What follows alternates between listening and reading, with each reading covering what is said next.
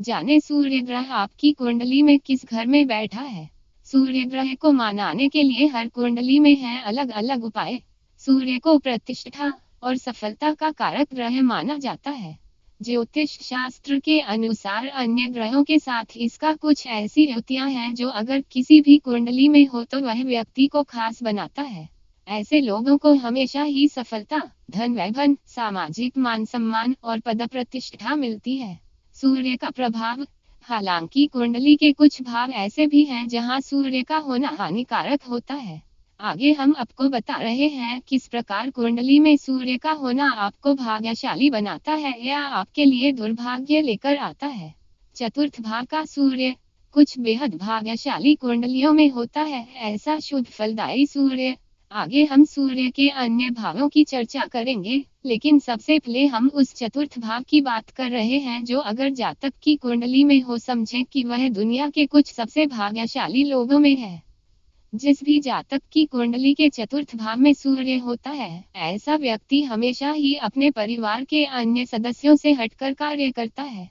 उन्हें सफलता मिलती है और वह ऐसी होती है कि उसकी हर कोई तारीफ करता है।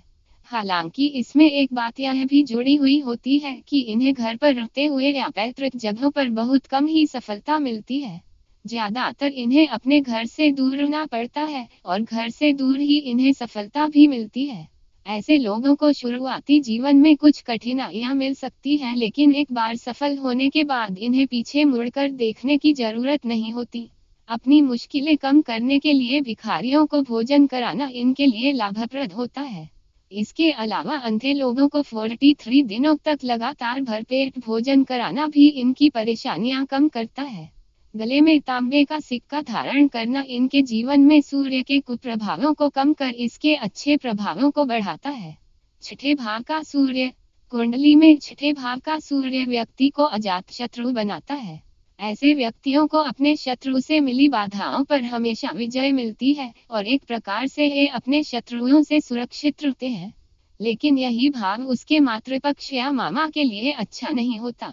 इन लोगों को हमेशा ही नदी का जल अपने घर में रखना चाहिए तथा रात में सोने से पूर्व अपने सिर के पास जल से भरा कोई पात्र रखना चाहिए। तृतीय भाव का सूर्य।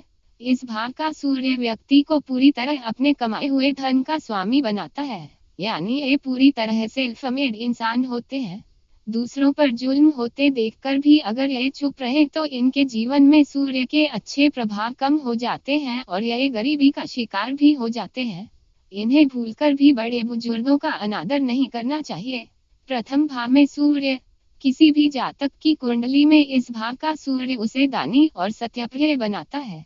ऐसे लोगों के लिए सच का साथ छोड़ना दुखदाई भी होता है। इसलिए इन्हें जीवन में हमेशा ही जरूरतमंदों की सेवा करने और सच का साथ देने का प्रयास करना चाहिए। पंचम भाव का सूर्य। कुंडली में इस भाव का सूर्य होना व्यक्ति के युवा काल में कोई विशेष बुरे परिणाम नहीं देता, लेकिन बाद के जीवन में उसकी संतान के लिए बाधाएं उत्पन्न करता है। इन्हें अक्सर पेट से जुड़ी परेशानियां होती हैं। सूर्य को नियमित अर्घ्य देना इस दोष को कम करता है।